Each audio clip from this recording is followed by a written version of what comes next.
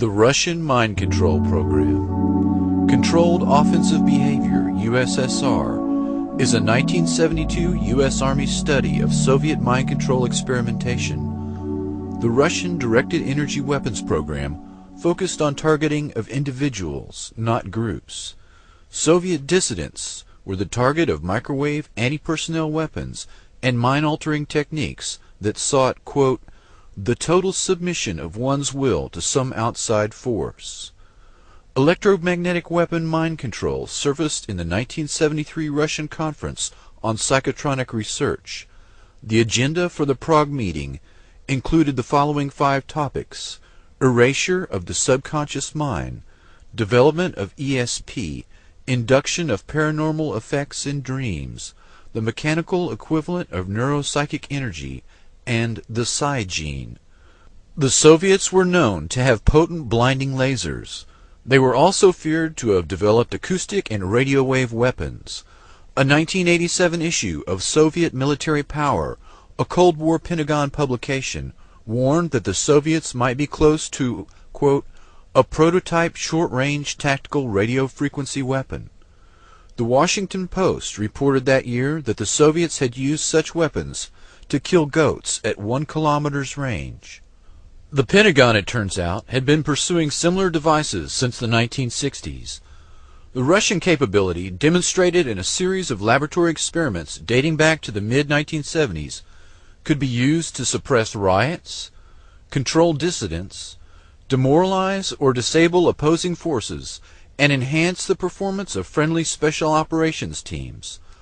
Pioneered by government-funded department of the psychocorrection at the Moscow Academy Medical Academy, acoustic psychocorrection involves the transmission of specific commands via static or white noise bands into the human subconscious without upsetting other intellectual functions. Experts said laboratory demonstrations have shown encouraging results after exposure of less than 1 minute. Decades of research and development and millions of rubles have produced the ability to alter behavior on willing and unwilling subjects. In an effort to restrict potential misuse of this capability, senior Russian research scientists, diplomats, military officials, and officials of the Russian Ministry of Higher Education, Science and Technology Policy are beginning to provide limited demonstrations for their U.S. counterparts. Further evaluations of key technologies in the U.S. are being planned, and discussions are aimed at creating a framework for bringing the issue under bilateral and multilateral control. Yet these military capabilities have remained largely unknown to the U.S. and Russian public. The Department of Psychocorrection at the Moscow Medical Academy acknowledged the potential danger of this capability. The Russian experts, including George Kotov, a former KGB general now serving in a senior government ministry post, present in their report a list of software and hardware associated with their psychocorrection program that could be procured for as little as $80,000. According to General Kotov, quote, as far as it has become possible to probe and correct psychic contents of human beings despite their will and consciousness by instrumental means, results having been achieved can get out of our control and be used with inhuman purposes for manipulating the collective psyche. Unquote. The Russian authors note that world opinion is not ready for dealing appropriately with the problems coming from the possibility of direct access to the human mind. Therefore, the Russian authors have proposed a bilateral center for psychocorrection technologies where U.S. and Russia can monitor and restrict the emerging capabilities.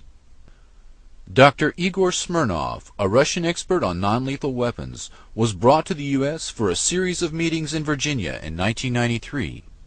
The meetings were attended by representatives of the CIA, DIA, FBI, and ARPA.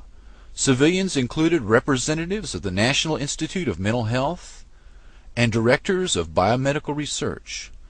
Dr. Smirnov and his non-lethal weapons technology was brought to Waco during the Branch Davidian siege in 1993 in hopes of using them on David Koresh, but a software problem reportedly made this impossible, and Smirnov could not guarantee its safety. A firm called Psychotechnologies Incorporated, based in Richmond, Virginia, entered into an agreement with the Russians to share and develop this technology for American use. Dr. Smirnov died of a heart attack in 2005, and his patent is now held exclusively by Psychotechnologies Corporation. Psytech is controlled by Colonel John B. Alexander, NSA General Michael Aquino, and Lieutenant Colonel Albert Stubblebine, among others. He needs the money. This is called computerized psychotechnology.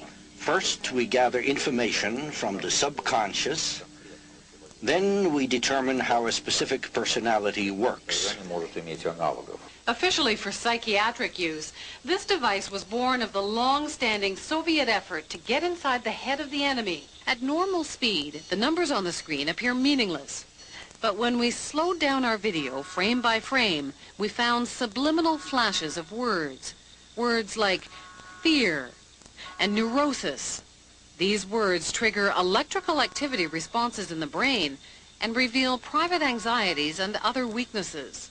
And this command, which is brought in bypassing the consciousness, has the same effect as a commandment. It's like a word of God. So we simply cannot disobey it.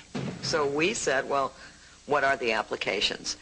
And they said, well, they had tested with the simple phrase, bring us cake, and that they had piped that bring us cake in white noise up to the ground level, masquerading as just machinery noise, and both the workmen outside and their colleagues who worked on the ground level within 24 hours had come at different times of the day bringing them cake.